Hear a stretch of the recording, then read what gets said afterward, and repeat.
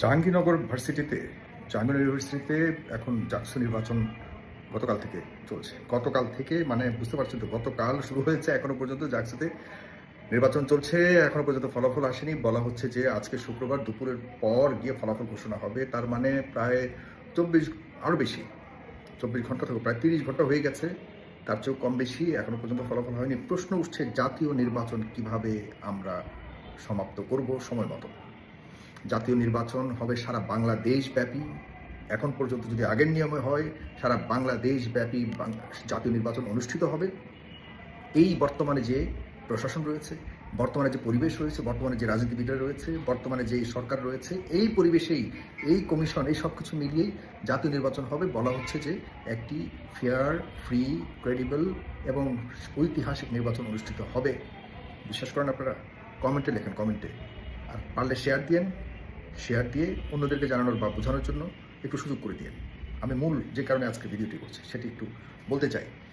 আমার সবচেয়ে স্পর্শকাতর এবং ভালোবাসার জায়গা থেকে, কেয়ারিংয়ের জায়গা থেকে, পছন্দের জায়গা থেকে কিছু কথা বলতে চাই। জনাব তারেক রহমান, বিএনপির ভারপ্রাপ্ত চেয়ারম্যান, সম্মানিত তারেক রহমান সাহেব, আপনার প্রতি কয়েকটি কথা বলতে চাই।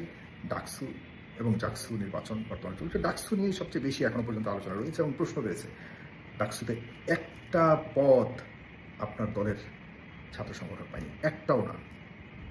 এর জন্য আপনার দলের ছাত্র সংগঠনের যে বর্তমানে কেন্দ্রীয় নেতারা রয়েছেন, রাকিব খুব ভালো ছেলে, নাসিরও খুব ভালো ছেলে, এদেরকে আমি একচেটিয়াভাবে কোনো দোষ দিব না। আপনি মানে ওই অর্থে গত কয়েক বছর ধরে আপনার যারা ছাত্র সংগঠনের শীর্ষে দায়িত্বে ছিল, তারা কেউই যে ওইরকম কম্পিটেন্ট ছিল, আপ টু দ্য মার্ক ছিল, সেটি বলা যাবে না। তবে বর্তমানে যারা রয়েছে তারা মন প্রাণ দিয়ে কাজ করছে, চেষ্টা করছে, এতে কোনো সন্দেহ নেই। ওদেরকে আমি চিনি। রাকিব খুবই ভদ্র ছেলে। সে ধরতে গেলে রাজপথেই তার মোটামুটি লাস্ট 10-15 বছর ধরে আমার চোখের সামনে আমি সবসময় দেখেছি সবার আগে সব ঝুঁকিতে সে সর্বপ্রথমে। কিন্তু একজন রাকিব কি সব জায়গাতে সব কিছু নিয়ন্ত্রণ করতে পারবেন? আমি মোটা দাগে জাস্ট কয়েকটা টু দ্য পয়েন্টে কথা বলতে চাই। জনাব তারেক রহমান, আমি জানি আপনার কাছে আমার এই মেসেজটা যাবে না, কারণ আপনাকে ঘিরে আছে সব এমন একটা নেট আপনাকে ঘিরে রয়েছে, সেখানে শুধুমাত্র ভিতরে যারা ঘিরে রেখেছে তাদের কথাই আপনি পর্যন্ত যায়। এর বাহিরে যে নেট তারা পেতে রেখেছেন, এই নেটকে ভেদ করে আমাদের কথা আপনার পর্যন্ত যাওয়ার কোনো সুযোগ নেই। আমরা চাইও না আপনার পর্যন্ত যাক। তবে যদি কোনো কারণে আপনার যারা বড় বড় রাঘব বোয়াল নেতারা রয়েছেন তাদের কান পর্যন্ত যদি পৌঁছে, তাহলে অনেকটাই মনে হয় ভালো হবে আপনার জন্য, দলের জন্য, সর্বোপরি দেশের জন্য। যে দেশটা আপনারা ক্ষমতায় আসবেন জেনেও, যে দেশটাকে মুক্ত করতে, ফ্যাসিবাদ মুক্ত করতে হাজারো মানুষ প্রাণ দিয়েছে। চারটিখানি কথা নয়, হাজারো মানুষ প্রাণ দিয়েছে। যেটা আপনারা 17 বছর করতে পারেননি, সেই মানুষগুলো প্রাণ দিয়ে মাত্র 7-8 দিনে সেটি করে দিয়েছে এবং আপনারা অপেক্ষা আছেন। ক্ষমতা যাবেন, সবাই খুশি, আপনারা যাবেন, একটা পরিবর্তন দেখান। কিন্তু আমরা এখন যে ডাকসু নির্বাচন যা দেখতে পাচ্ছি, আপনাদের ভরাডুবি। কেন?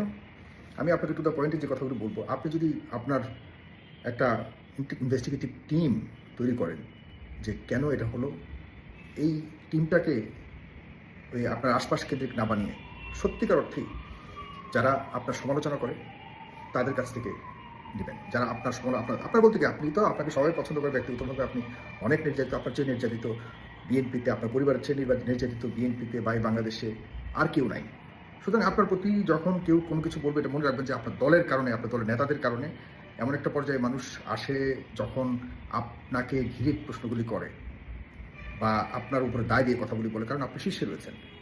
তো সেই জায়গা থেকে আমিও বলতে চাই, ভরাডুবির কারণ গ্রুপিং, এটি ইতিমধ্যে আমরা জেনে গেছি।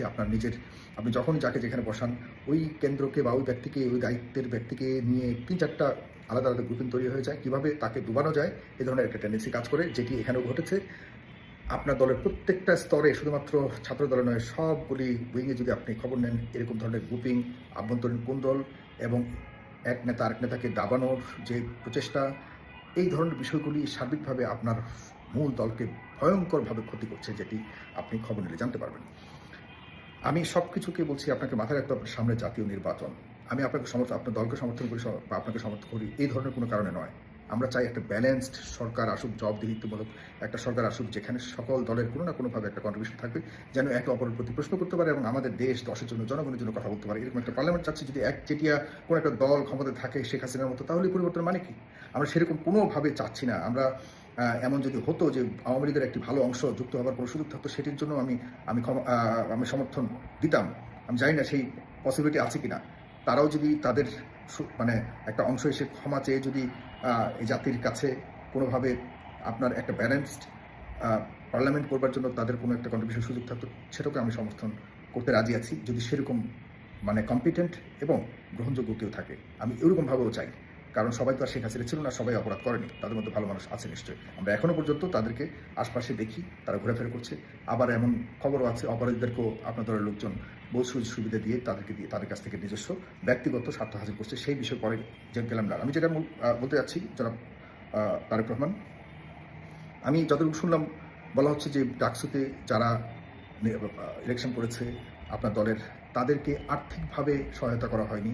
তারা আর্থিকভাবে এই প্রার্থীরা তাদের ফলোয়ার্স, তাদের যে ভোটার, সেই ভোটারদেরকেও ঠিকমতো আতিথেয়তা করতে পারেনি, তাদেরকে দেখা যাচ্ছে সমাদর করতে পারেনি, তাদেরকে চা নাস্তা করাতে পারেনি যেভাবে পেরেছে ছাত্র শিবির।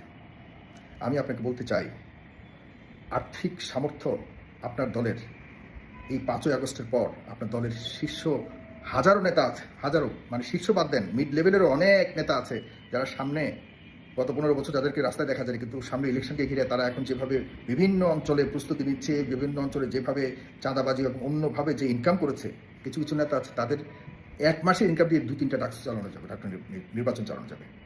সুতরাং এটি কতটুকু সঠিক আপনি একটু যাচাই করে নেবেন। আপনার দলের শীর্ষ অনেক নেতা, শীর্ষ বারবার বলছি, মানে মিড ক্যাটাগরি থেকে আপার লেভেলের অনেক নেতা আছে যারা আঙ্গুল ফুলে কলা গাছ হয়ে গেছে। আমি দর্শক যারা দেখতে পাচ্ছেন, মানে বিএনপির অনেকে আমার সমালোচনা করতে পারেন, অস্বীকার করার কোনো সুযোগ আছে? তাদের এই আঙ্গুল ফুলে কলা গাছ হয়ে যাওয়ার কারণে তারা হয়তো কলা গাছ হচ্ছে, কিন্তু শুকিয়ে যাচ্ছে মানুষের দৃষ্টিতে বিএনপির প্রতি ভালোবাসা।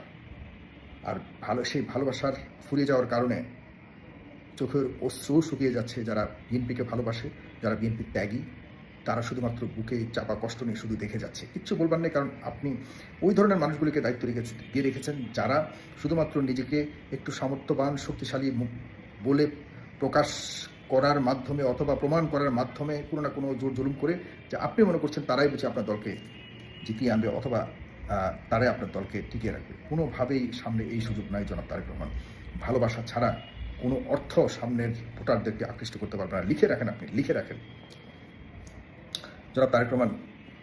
আমি আরেকটা জিনিস বলতে চাই, ছাত্র দল মানে ছাত্রদের যে দল, আপনি আপনার টিমকে পাঠাবেন তো প্রত্যেকটা অঞ্চলে, একদম তৃণমূল পর্যায়ে, গ্রাম থেকে গ্রামান্তরে, ward level, ward Chhatra League, ward Chhatra Dal, union Chhatra Dal, থানা ছাত্রদল, প্রকৃত ছাত্র কতজন আছেন বিভিন্ন কমিটিতে আপনি একটু জিজ্ঞাসা করবেন তো।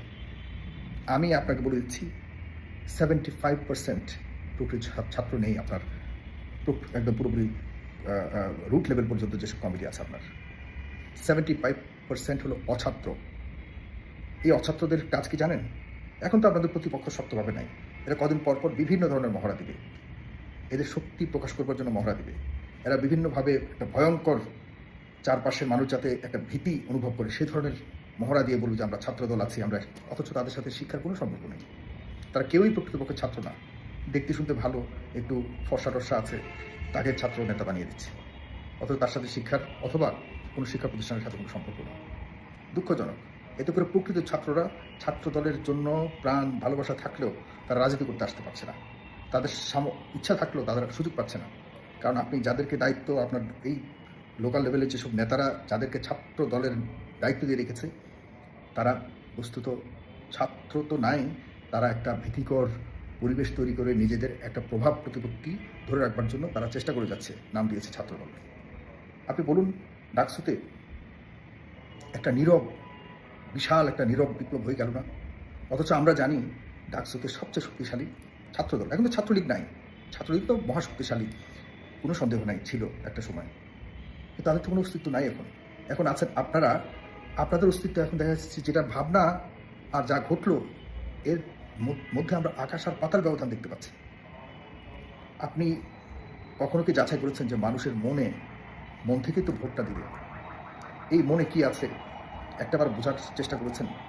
আপনি যাদেরকে দায়িত্ব দিয়েছেন ছাত্রদেরকে চালাবার জন্য, তারা কি আসলেই ছাত্রদেরকে প্রকৃতপক্ষে রাজনীতি শেখাচ্ছে?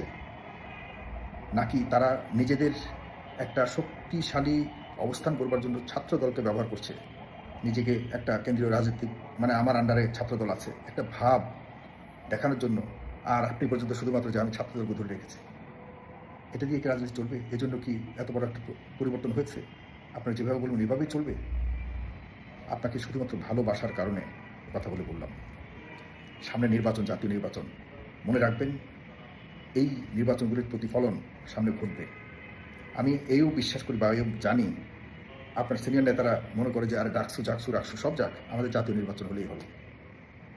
অঙ্কটা ঘুরে যাচ্ছে, কিন্তু মনে রাখবেন জাতীয় নির্বাচন এত সহজে হবার নয়।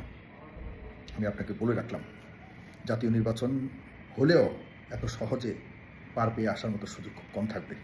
আর এর জন্য প্রকৃতপক্ষে দায়ী থাকবে আর কেউ না, আপনার দলের যারা আপনার কমান্ডকে মানে না, যারা বিগত সময়ে আওয়ামী লীগের সাথে কাজ করেছে, যারা অন্যান্য দলের সাথে কাজ করেছে, নিজের স্বার্থ রক্ষা করে চলেছে, তারাই আপনাকে আপনার দলের বিজয় হওয়ার পথে সবচেয়ে বড় বাধা হয়ে দাঁড়াবে।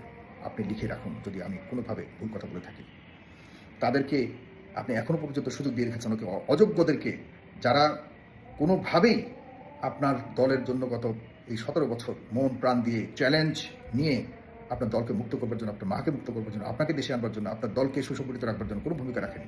আপনার দলকে সুসংগঠিত রেখেছে সাধারণ মানুষ, যারা অন্তত পক্ষে স্বার্থের জন্য রাজনীতি না, কোনো ধরনের রাজনৈতিক তাদের কোনো ইন্টারেস্ট ছিল না। তারা আওয়ামী লীগের অত্যাচারে আপনার পাশে, তারা মনে করেছে যে একমাত্র বিএনপি আওয়ামী লীগের এই অত্যাচার থেকে মুক্ত করতে পারবে।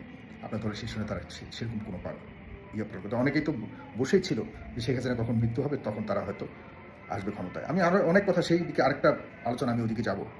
আমি এই দ্বিতীয় একটা ভিডিও করলাম আপনাদেরকে শুধুমাত্র আগামী নির্বাচনে যেন আপনাদেরকে মানুষ ভালোবেসে আপনাদেরকে কাছে নিতে পারে। ছাত্র শিবিরের দোষ দিয়ে লাভ নেই। ছাত্র শিবির অনেক ভোটে তারা বিজয় লাভ করেছে, তাদের সমালোচনা না করে আপনার দলের ছাত্ররা কেন অনেক কম ভোটে পরাজয় বরণ করলো, এই কারণটা খুঁজুন। এটা খুঁজলেই আপনি সব কিছু পেয়ে যাবেন। আমরা তো আর আপনার রাজনীতি করি না বা কারো রাজনীতি করি না। কথাগুলো একটু মাথায় নিয়েন দয়া করে আপনার সিনিয়র নেতাদেরকে ভাব বাদ দিয়ে জনগণের কাতারে আসতে পারেন। মানুষ মনে করে এখনই এই অবস্থা, ক্ষমতায় গেলে কী অবস্থা হবে। মানুষের ভাবনাকে দূর করুন, এটা আপনার দায়িত্ব। আপনার দল, সাধারণ মানুষ আপনাকে ভালোবাসে, আপনার মাকে ভালোবাসে, আপনার মায়ের কথা মনে পড়লে মানুষের চোখে এখনও পানি পড়ে। মানুষ ভালোবাসে, মানুষের ভালোবাসাকে নষ্ট করে দিচ্ছে আপনার দলের কিছু মানুষ। এদেরকে করুন। ধন্যবাদ। আসসালামু আলাইকুম।